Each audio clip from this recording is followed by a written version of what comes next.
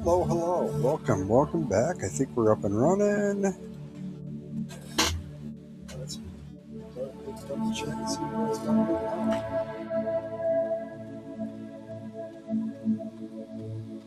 Welcome back. I think we're up and running. Awesome. Hello. Welcome back. Let me turn this down.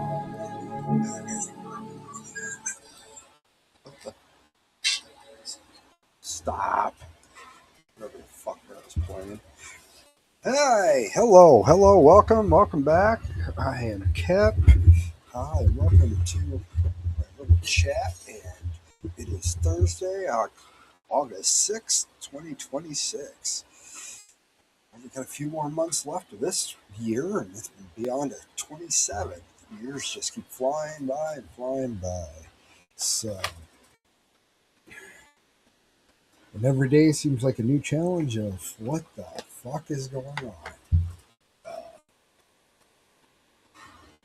But yeah, we like to start things out. I like to laugh. But all we can do anymore is just kind of laugh.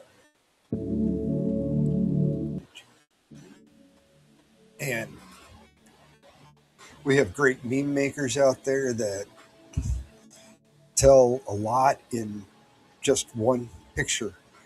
They can give you historical data to just flat out truths. But you know, this one, yeah, big ass fucking book. You mentioned having to try to read that thing, if that's even a real book. But that's kind of government we have, and this is the government that we really need. Something a little bit fucking smaller. But if we got a little bit smaller, maybe we wouldn't have the bullshit that's going on, especially with fucking Fauci and the $38 trillion of debt, fraud debt, not just regular debt, it's fraud debt. Plain and simple. So, well, the other day, this was August 5th, yesterday, Trump was going to Southern Carolina. This happened on Tuesday. Trump was going to go to South Carolina, so he'd take Marine One to Air Force Base to launch off in Air Force One. Well, we've had some problems, especially around Reagan International, with the Army helicopter that got in the way of a plane, and tragedy there. A lot of other close calls, but when Marine One takes off to go to Edwards Air Force Base there, they're supposed to halt all traffic in and out of Reagan International. Just cause, it's president. It's not. This isn't a Trump thing. This is the way the Secret Service and military have it planned for the president to move, that you will shut down. I mean, they shut it down that whole day for the 4th of July stuff. That was kind of interesting. But anyway, we had a close call. Marine One was in the air, and a plane took off from there, and they were close. Mile and a half, 2 miles away is close. when you're talking being in the air, especially, but they normally contact Reagan, the air traffic controllers, to tell them hey, we're going to take off. They had announced it. That they were taking off. Where did that say that? They called with 3 minutes to liftoff. There's 3007. Okay, no 3 minutes. Roger. Proceed brief. 3007. Marine One. Marine One, you got traffic rotating off runway 1, E170. Yeah. Marine One. Visual traffic. Marine One, Roger.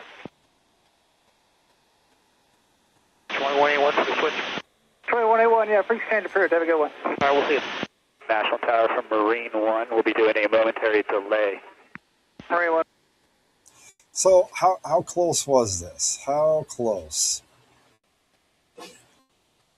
There's Marine One taking off in the little corner, and then you got the jet up there. Hey, yeah, that looks like it's quite a ways away, but you're still within a mile and a half of of Marine One. I mean, granted, this plane was going to, I think, Sarasota, Florida, something like that. But whoever the air traffic controller was that allowed him to take off like that was kind of dumb. I mean, that's the kind of stuff that's national security in a lot of ways. For them to not stop that plane, they had 3 minutes, and I know it takes less than 3 minutes to take off. I get that, but when you had 3 minutes to go, you should have had all traffic shut down. When you shut it down for 5-10 minutes, what's that? You know, I mean, if you've ever been through some of the busier airports, a 10-minute delay is nothing compared to a 3-4 day delay. I've been hauled over for hours before. It happens, but I don't know what's going to come of this. It was close. It was Pensacola, Florida, not Sarasota, Pensacola. Uh, See, the helicopter lifted off at 2:33 p.m. and the plane departed at 2:34. So it had a full minute of flight time already under with Marine One, and this guy takes off. So they might have taken off. You know, he might have started powering up at the exact same time they were taking off, but it's just not a good thing. Not really a good thing. But that can, we're all concerned about fucking. Excuse me. We're all concerned about the air safety and that. Yet we still have people that are not paying close enough attention to what the fuck's going on. Well, we had some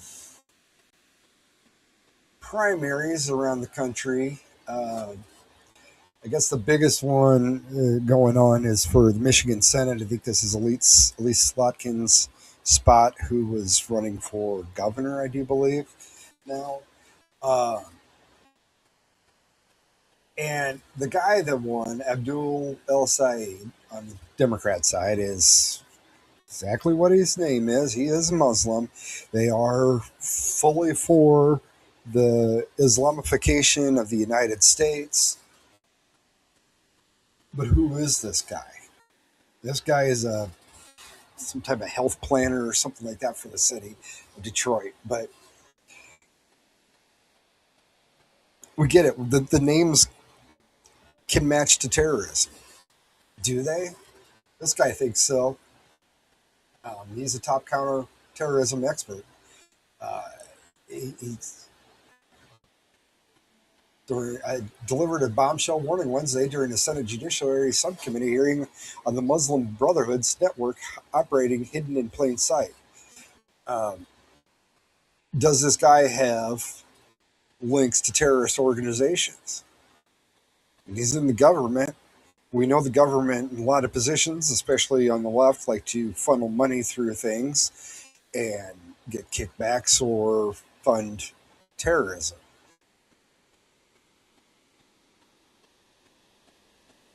Does he have a for senator in Michigan concern you? Yes, sir, it does. Why is that? Well, to begin with, I look at the connections that his father-in-law, Chakaku Tayyib, has to Brotherhood-linked groups. This includes being the president at one time of CARE Michigan, also his presence on the Islamic Society of North America Founders. committee, which is only for those most exclusively devoted to ISNA and provides significant amounts of funding. There are other known Brotherhood members on that committee. I would also look at El Said's ties to a group called Mgage, which purports to be a Muslim sort of get out the vote or candidate recruitment organization, but it has close ties to CARE. It was created by a former CARE member who at one time was on a terror watch list and was also a consultant to convicted terrorist Samuel Arian. That's Do concerning. you believe the Islamic Society of North America, or ISNA, is an ongoing part of the Muslim Brotherhood network in the United States? Yes, sir, I do. There were some HLF documents that reflected hesitation by the Brotherhood that they thought perhaps they were losing control. But that's what they want. This is the areas, the heart of America automobiles. Henry Ford, Dearborn, Michigan. That's where the first Fords were made. We named a car manufacturer. There's Pontiac there. There's General Motors, Jet Chrysler, Ford. They all had headquarters in Detroit and the surrounding areas. And through years, decades, and decades of just Democrat control, they've become shitholes. And it seems that's Michigan in this area is where we're getting a lot of Muslims in the area, and we are getting the Islamification of America. And they're starting big time in Michigan there. But here was 45,000 people filled the streets.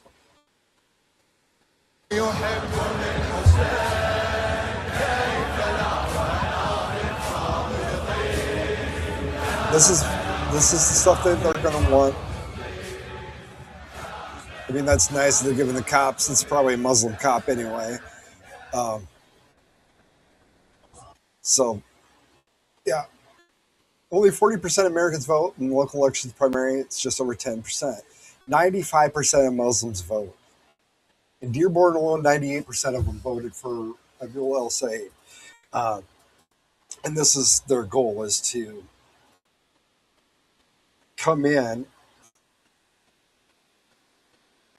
America, okay, if we don't want them to implement secularism, so what do we want them to implement? They say that America now, okay, there is not enough Muslims for them and to implement Islam. But now it is our challenge as du'at, as intellectuals, as academic, to present solutions based on Islamic values, but in the second level degree, not to tell them replace secularism with Islam. It won't work. Yeah, presenting Islam as a civilizational alternative, this needs from us a different way of addressing this generation, addressing, in fact, the whole world, trying crazy. to get into key positions where you are influencing the decisions, yani decision making. If we are, whatever we do, and we are not influentials, we cannot influence the how politics is running. We are not influence the decision-making processes. We know that if we were to do this from 0 to 100, the people are going to say, we're not going to have this type. Look Afghanistan, look other places. And people understand they're not going to go from 0 to 100 overnight. Suppose a Muslim party, an Islamic party, comes in and they start changing. You know what? We want to make sure there's no alcohol being sold. So can we, for the time being, because here's the point, any type of stuff we do. You would have stopped alcohol in the United States. We tried that once. But this nation was founded on tobacco and alcohol. we could produce both so well, and especially during those times where alcohol was drank a lot, because in a lot of ways that was the only way to get cleaner water was to drink something that had alcohol in it. And this religion, obviously, no alcohol, no pork, but uh, you're going to have a hard time convincing some even liberal lefties that uh, to give up alcohol too. It's not astaghfirullah to substitute the Sharia. No, it's a program to eventually apply the Sharia, right? So it's not. They don't. There's not enough Muslims to demand full Sharia law and replace the secular system. That's why we need to gain political power and implement it little by little. And you're seeing that in Dearborn and Detroit and uh, communities up in Minnesota where they're taking over. They're blasting the call to prayer, sponsored by the city councils and mayors, which is a violation of the First Amendment. The government cannot take a side on religion. Uh, of course, you got they're even about the church bells playing. They're annoyed by these church bells, but we shouldn't be annoyed by their whatever the fuck they're saying. He's annoyed by the church bells. They're just ringing out the church bells. It's morning or it's noon, 5 o'clock. They play at different times. Usually after Sunday services, the bells are rang as people left. It's not a prayer. It's just a bell. It's not somebody shouting over a microphone, praise, praise, praise the Lord, or you go to hell. No, it's totally two different things. It's apples to oranges. America, okay? Here's more images from Dearborn.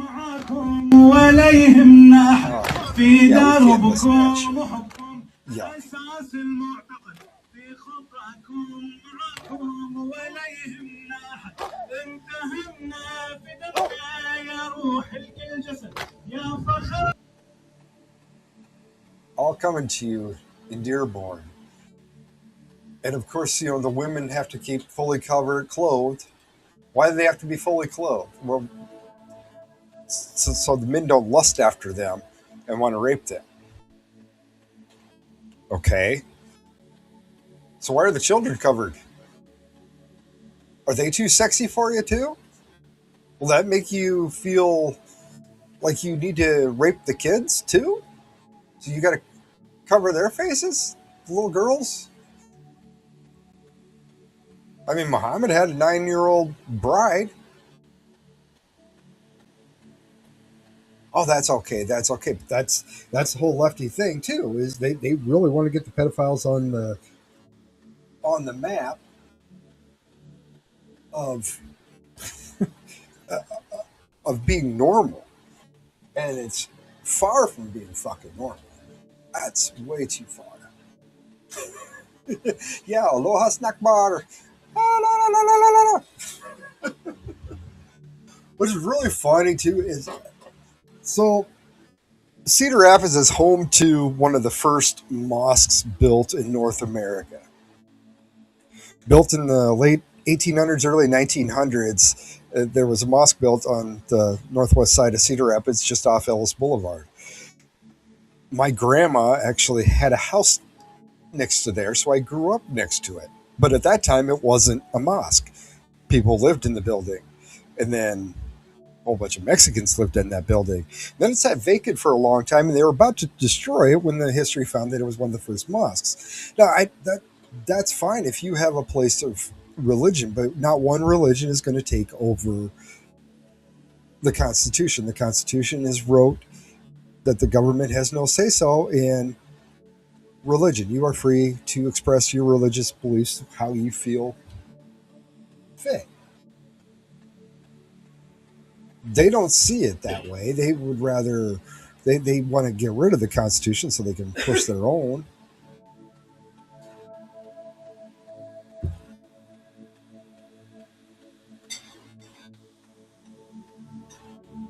But at least Christianity isn't trying to conquer, trying to belittle people, convert or die.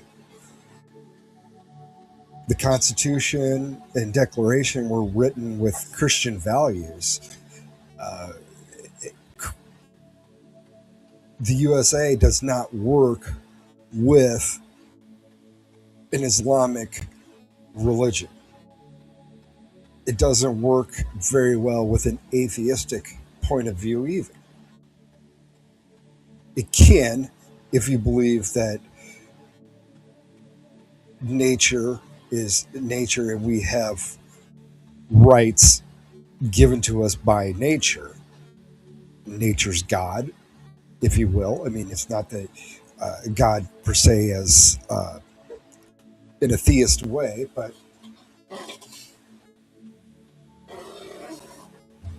this is coming to everywhere unless we can start. I'm wondering how many of these people were illegals under temporary protective status. Thankfully, we're trying to impeach one judge for trying to stop the Somalian TPS from going through. Just had the ruling that the Haitians can go back. And again, it's temporary protected status. We brought thousands of them over here from Syria and Afghanistan, Pakistan, Iraqis, Kuwaitis. Any one of them could be extreme. They cannot stand our way of life.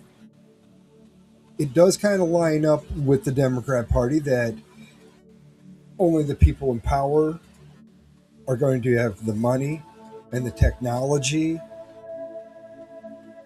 The rest of us are just the peons, the serfs. We're the ones that have to slave for them. And if we don't or question authority, then we get hung publicly. And nobody seems to keep mentioning that about everything going on in Iran is how many thousands, hundreds of thousands of people have been murdered by this regime to keep the regime there.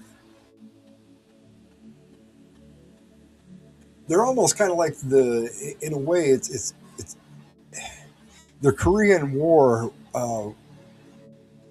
We knew we would be screwed if the Chinese got involved because they could just be, and they did get involved, but not to the extent that they could have. But I mean, it just wave after wave after wave after wave of Chinese. The Muslims will do the same thing. They just try to overpower you with people, just more and more bodies. Somehow in these countries, through Islam, through communism, as it brainwashes you into thinking that you're just a number to the system, and it doesn't matter if you live or die. It gives you no hope. But this is the shit they want to come.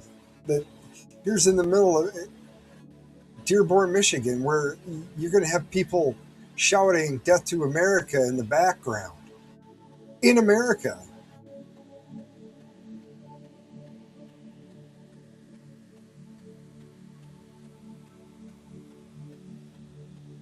I don't know. I think I'd want the plane to land if that happened to me.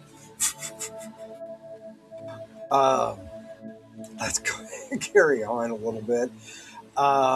Yeah, I will go back to the Christian thing. I mean, Jesus spoke of love and help and blessings, and Muhammad just talks about killing and slaughtering, crucifying, maiming people.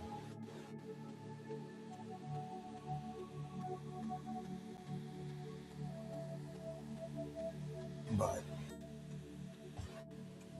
a few months ago, we talked about this Canadian bitch who decided to attack a teen over her pants that had Trump and ICE on them. Safe like repair, safe like repair. Shut up. Of course, her husband's out there. I don't know what to do. They won't let me talk to her, and I just don't know what. And just go to Canada. I know you're a U.S. citizen, but go up to Canada and wait for her there. She's going to end up there sooner or later. This was over the 4th of July weekend. This dumb bitch. And we found out that she has overstayed her visa and failed to depart. So she got her due process and was ordered to be removed August 4th. So she's back in Canada. She can't come back to the U.S. So her husband can come back. And what's he going to do? Is he going to go up to Canada now and denounce his U.S. citizenship? I hope so. Come Canadian, eh? We don't want you down here, eh? Stay up there. They would love you up there, eh?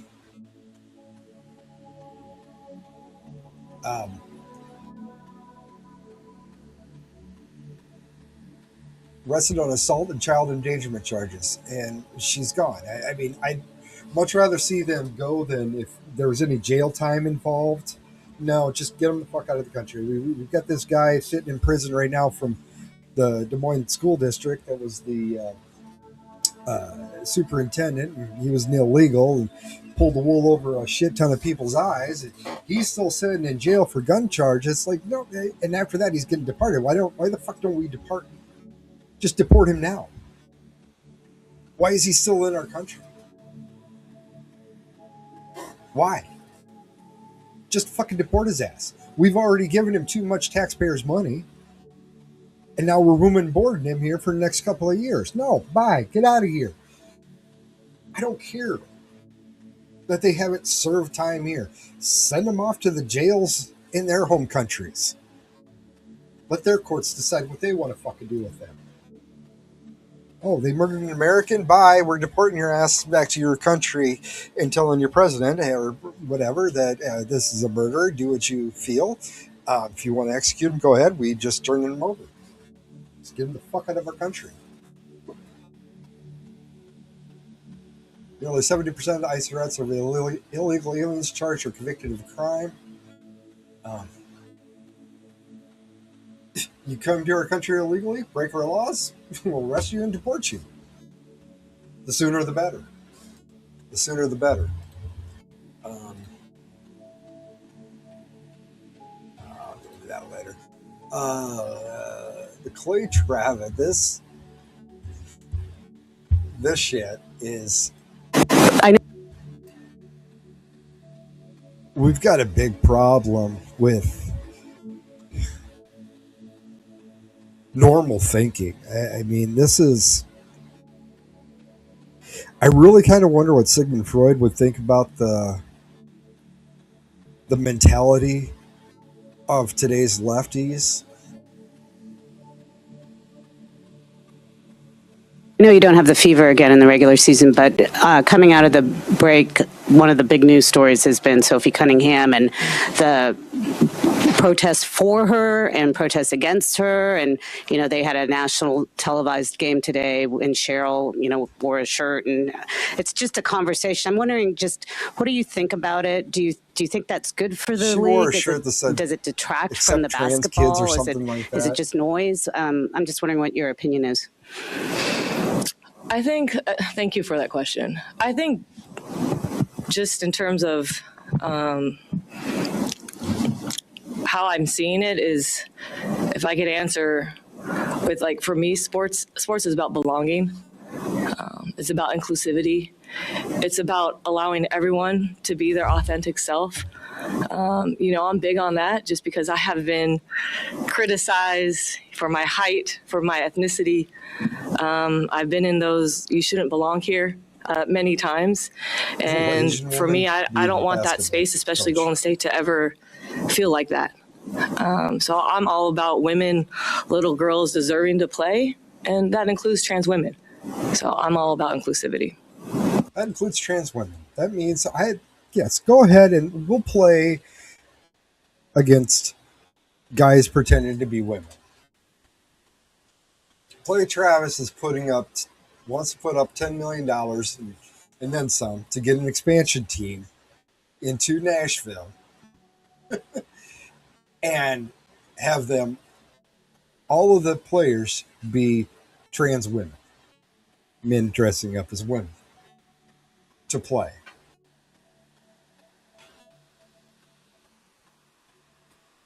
Even some of the worst basketball players in college can outperform most all of the women in the WNBA at the professional level. I think there's the bet out there to have a team go up against a 15-year-old boys basketball team too. Pretty sure that would be a blowout. I mean, look, LeBron could quit. LeBron could finally retire and then come back and be say he's a woman and keep playing and just crush all the records.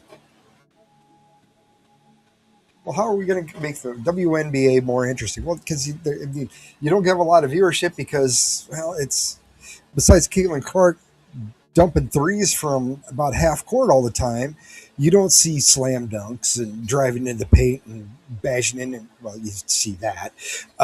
Just the slam dunks and stuff. You don't see that because they can't jump that high. They're physically limited by their DNA. But then you get a guy in there, and now you're going to have a whole team that's going to be able to slam dunk the basketball against a team that can't do nothing. They can't even get their hands up high enough to even try to block a shot. It'd be funny. It's ridiculous. I know that we've had some decisions on this, but leave men out of women's sports. We had these rulings for reasons. We know that there is DNA-wise, there's a difference between men and women. Big difference. We all have our good traits, men and women, and they come together and form a more perfect union. But to have them compete against each other, it's not even close. I mean, that one guy that was like ranked 199th in the world for tennis just whooped Venus and Serena, the Williams sisters, Serena, right? Serena, right? Yeah, I think so. That didn't come up. Oh, sweet. So, we kind of pay attention to everything that's been going on in the past up through now, and especially in our medical field, with all of a sudden cholesterol is a bad thing. Well, then in 2020 or so, 2021, we changed the definition of what a vaccine is. It's not to prevent anything. It's just supposed to alleviate some symptoms, possibly. But you could still get sick with whatever you got a vaccine from. But here's an example of blood pressure, how it used to be 160/95, which they consider that terrible now. Now you want to be under 120/80. I know my doctors told me wants me underneath this. Be down in the 70s and this down in 110 and this about 70. That would be great. If it's not, let's get you on some statins and get that down. Let's not worry about the side effects of the statins, not being able to walk with a fuck and being diabetic and all. But I thought this was kind of interesting. This was in the 2024 State of the Union. This was shortly after the Maui fire. You notice you flying in a helicopter? Those places were big roofs. They didn't do it. It's the right materials. Yeah. So we got to change that. Anyway. We got to put some trees. People up to the fire and do this for years. And by the way, You didn't. notice the fire in the helicopter? Those cases hurt. That fire. By the way, did you notice a fire didn't help you? And that the roofs, they didn't do it? We got to change that. That's a funny thing to say. I know he's kind of was always out in fucking left field, but what the? Huh. Hmm.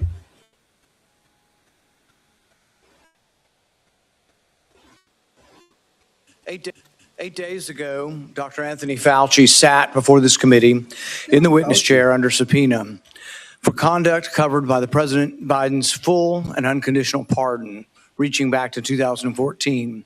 Dr. Fauci faced no risk of federal prosecution. All he had to do was tell the truth. More than 100 times, though, he refused.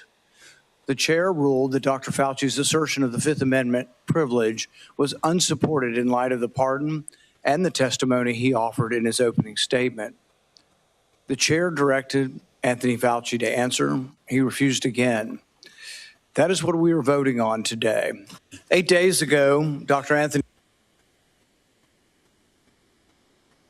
Of course, he had the typical lefties wanting to not go through this. The lawyers wanted more time. They said they would come back and actually answer some of the questions. They just needed, first, they needed to have assurances from the Department of Justice, immunity from the Department of Justice. Well, why the fuck do you need immunity?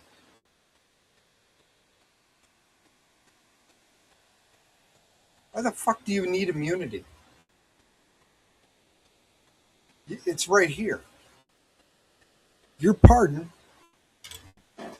which I think the one thing that they were scared of was perjury.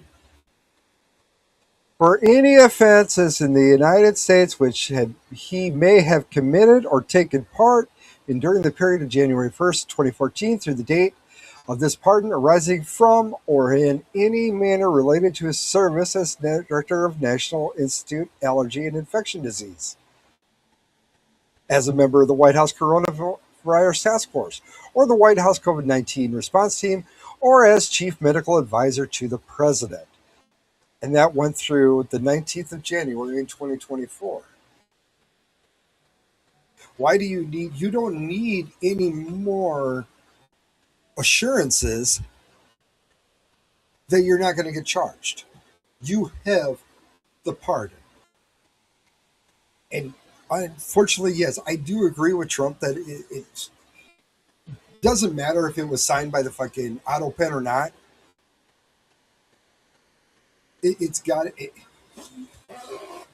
You would still have to pull Joe Biden in under oath to get him to testify that he had no idea that this was being signed. And that chances are slim to none. Now, the committee voted right along party lines, 8-7. I was really disappointed. I thought that John Fetterman was going to vote, but he stayed with his party, which was sad, but he was held in contempt. Here is the voting. Question is on reporting of an original resolution regarding contempt of Congress. The clerk will call the roll. Senator Johnson. Yes. Senator Langford. Aye. Senator Scott. Yes. Senator Hawley. Aye. Senator Moreno. On behalf of the millions of people harmed by Anthony Fauci, resoundingly yes. Senator Ernst. Aye. Senator Moody. Aye. Senator Peters. No. Senator Hassan. No. Senator Blumenthal. No. Senator Fetterman. No. Senator Kim. No. Senator Gallego. No by proxy. Senator Slotkin. No by proxy. Senator Paul. Yes. Mr. Chairman, on the vote of those present, the yeas are 8, the nays are 5. On the vote by proxy, and for the record only, the yeas are 0, the nays are 2. On this vote, the yeas are 8, the nays are 5, and the motion is agreed. Question is on reporting of an So Rand's going to take that and marched it down to the Department of Justice to see what they're going to do about it. Is he going to go to jail for it? I really highly doubt it. The only people that end up in jail is going to be the likes of Steve Bannon and Peter Navarro, who what they probably should have done was go into the hearing, but had your opening statement saying, I plead the fifth and be done. And you probably wouldn't have gotten a contempt because there you actually had the right to declare the Fifth Amendment. Whereas Fauci, obviously he didn't. He has been pardoned for anything that they were asking. That pardon covered everything. While he was director of the National Institute of Health, he could have came out and said, yes, I personally released it from the biolab. We still can't do nothing to it. Is Interpol or the Hague going to do something against him? No, because we're not going to allow him to be extradited over there anyway. So, unfortunately, nothing's going to fucking happen. He's not going to go to jail. If he does, we'll come back and revisit this, and I will admit that I was wrong. But I don't feel he's going to go to jail. He's already pretty much stuck in his home. He's not out doing interviews and shit. He's trying to save his legacy, but that's all gone now. They're also seizing his phone, too. And again, this guy had all this time. He sat there and wrote all this shit. That whole diary was on government property.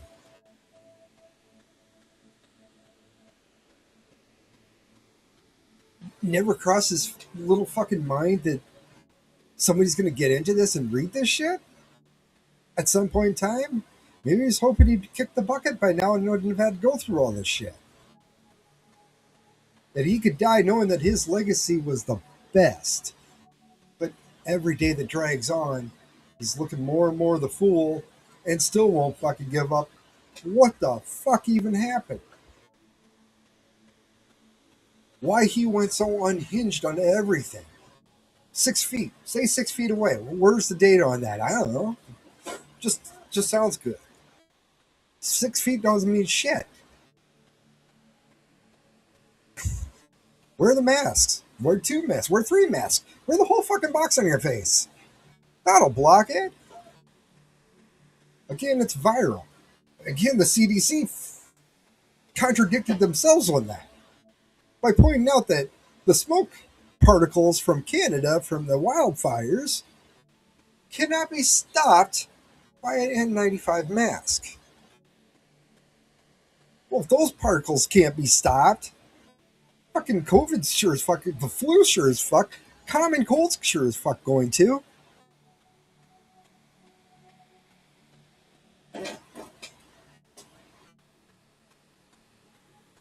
I just don't see anybody being really held accountable for anything. Just reputation's ruined, and it gets wrote down in history as one of the greatest fucking scams that the government has pulled on its citizens in the world. This didn't just affect an area. This was worldwide.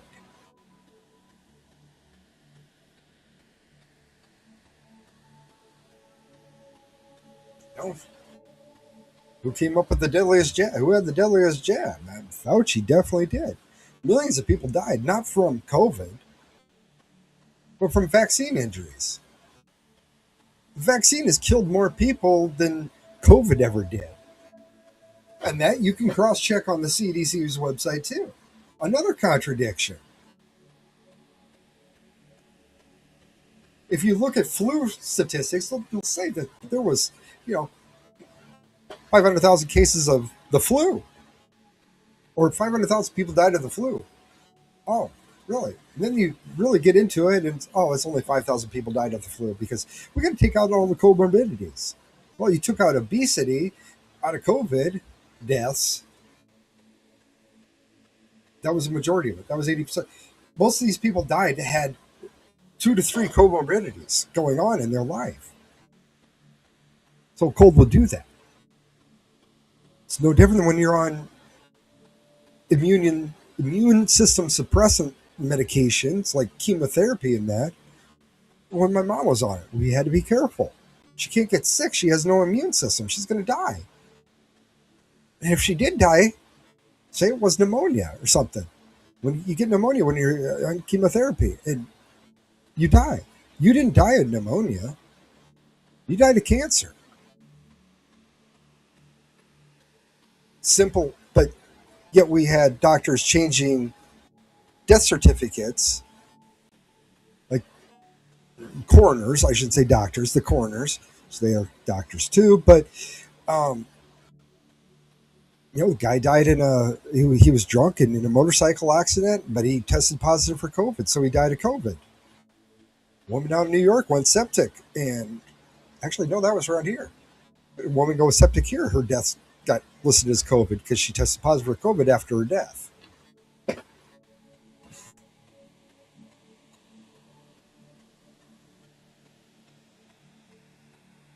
I see how people can get brainwashed that easy, but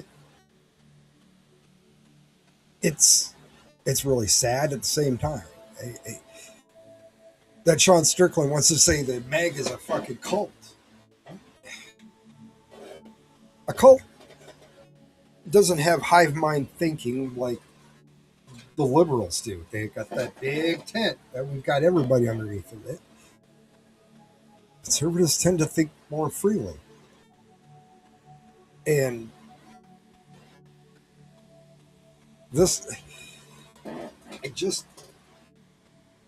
I'm at a loss for words right now. It's just the whole situation from the end of 2019, where we saw the COVID coming from China to coming into the United States. It just, to me, being a person that has read and watched so many documentaries and things about the government, that just right off the bat, like, no, this is just pure and utter fucking bullshit. But this is how we steal elections. So hopefully there's more shit coming out with that, and we'll see. There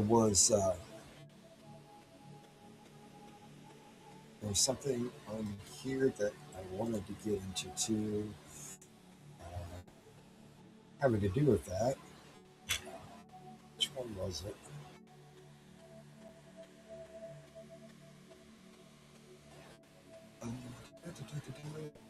There was. Oh yeah, Mitch McConnell has made another statement, but he's not going to be back in time. We can't get this Save America Act passed to help stop widespread fraud in our elections. There should be more information coming out of that. I know that was some of the reasons why we went into Venezuela to get Moderna. There's election integrity involved with Venezuela. But Mitch McConnell is supposedly said he was discharged from rehab and is now at home. He's going to stay there doing an intensive regime of physical therapy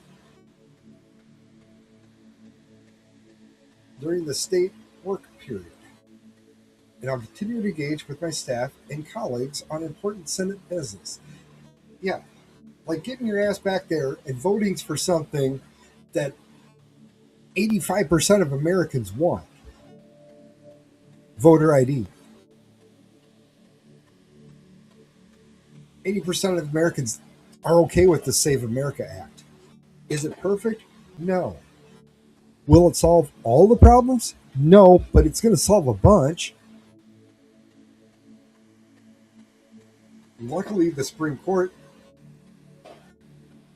allowed the redistricting to go on away from the race-based maps into normal maps. I mean, you had you would have a map that would kind of, this would be the district here.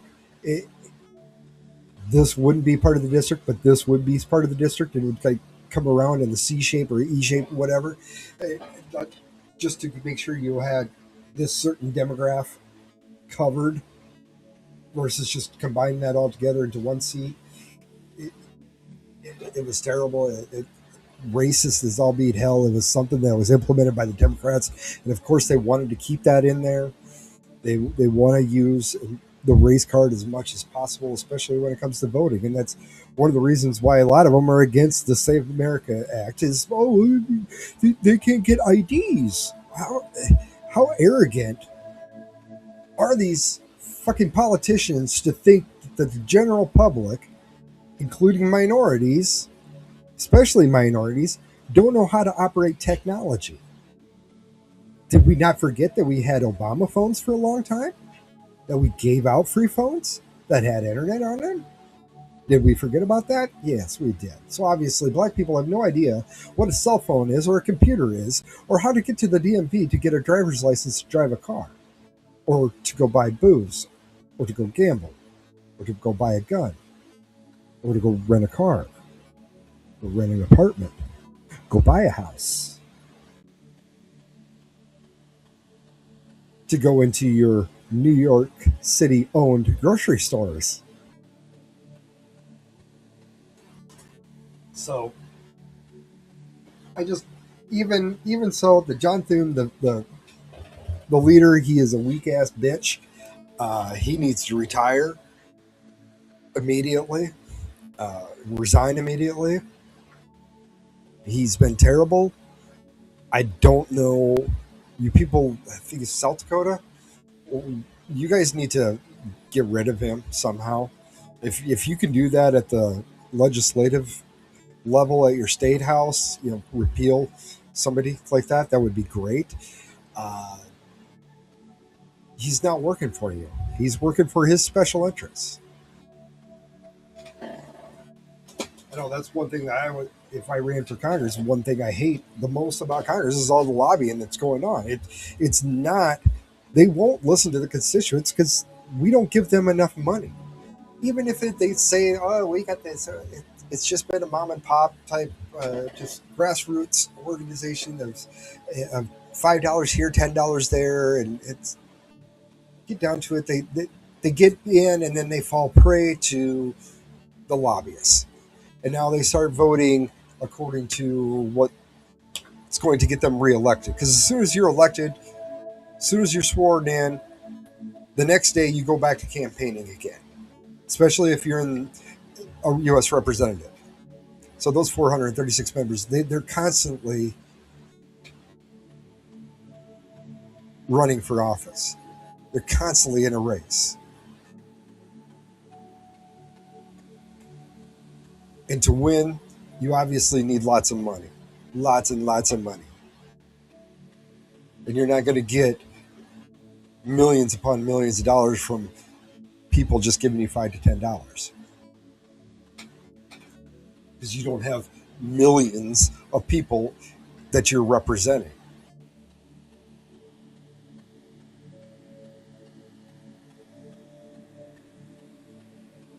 I didn't have a laugh out. I really don't want to come to that today. What do people get right and wrong about Kirk Ferentz? So football season's about upon us. I think it kicks off this weekend with the Hall of Fame game. College football is right around the corner. Big college football fan. I'd rather watch college football than pro football. Fortunately, I'm here in Iowa. We've had Kirk Ferentz for a long freaking time. I've been outspoken on that for over a decade that he needs to go. He's consistent, but that's a good question. I don't know, but what do people get right and wrong about Kirk Ferentz? That's a good question. I don't know, but I love his attitude because, they're so consistent and they're capable of winning 9 or 10 games every year, and nobody wants to play him. Nobody in the I don't care who it is. I don't care if you've got a lineup that's loaded. Like, oh God, we got Iowa in week 4. You know, whatever. Whether it's home or away, doesn't seem. He's just so consistent, and you know when.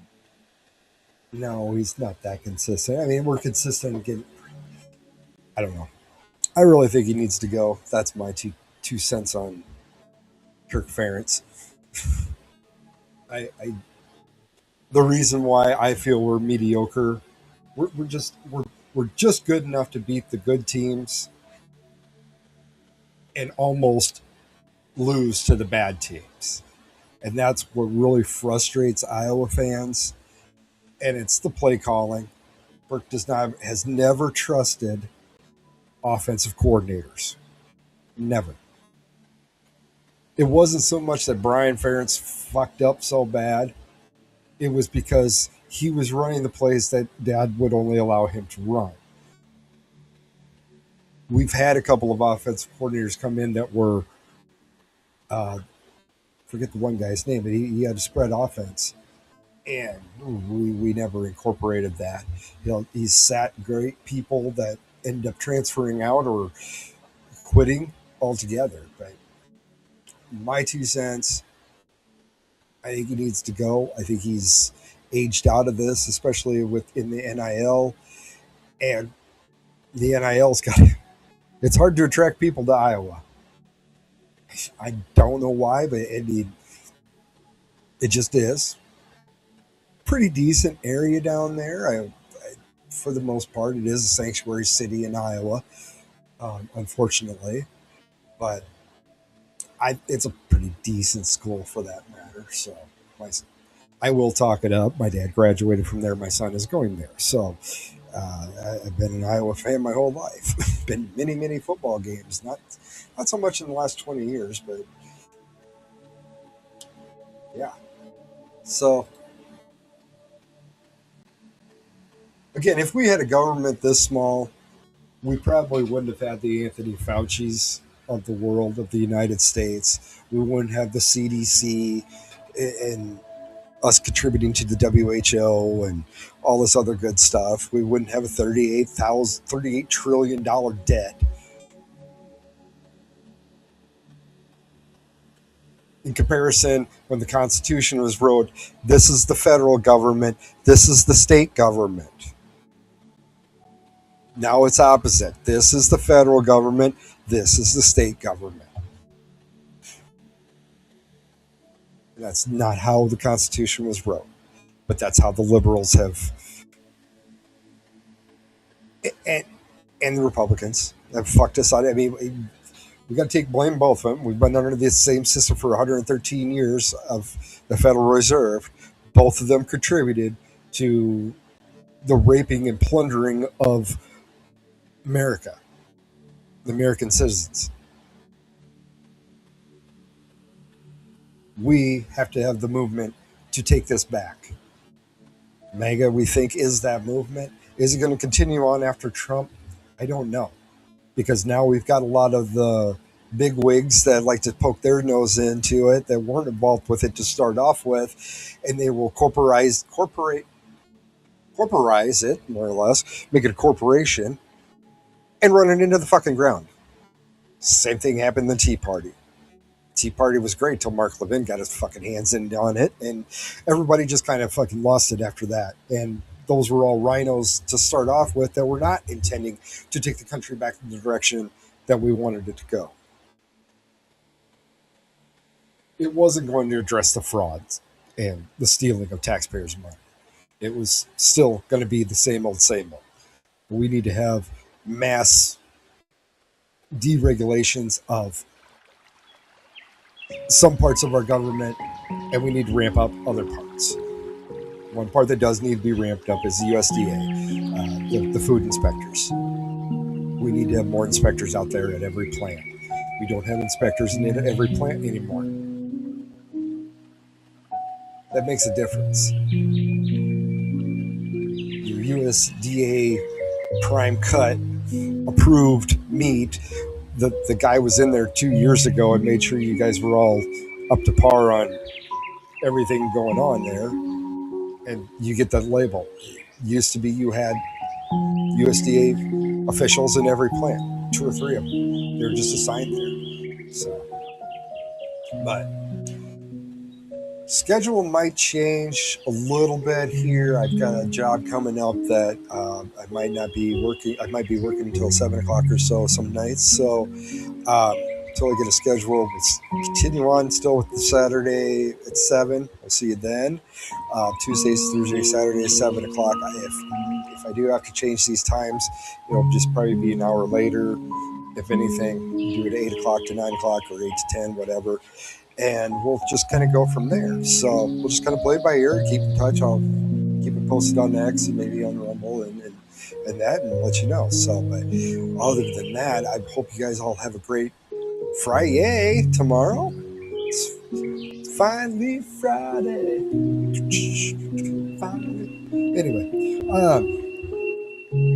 hope to see you guys all on Saturday. We'll recap a whole bunch of stuff. We'll probably get talking again more about Fauci and see if we have any news coming out of the Department of Justice. See if we got any more news coming out of Iran. It's kind of just stalling out right there now. Gas prices up and down a little bit, but we'll recap more stuff on Saturday. And then again, thank you and God bless you to everyone.